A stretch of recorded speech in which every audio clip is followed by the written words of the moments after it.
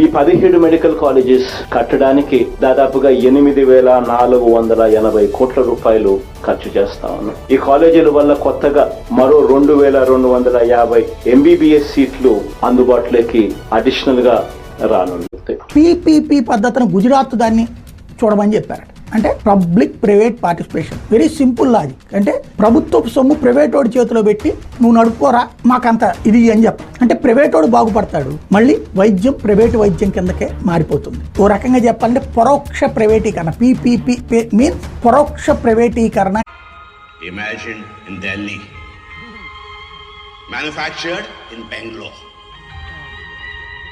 assembled in Maharashtra, 100% made in India.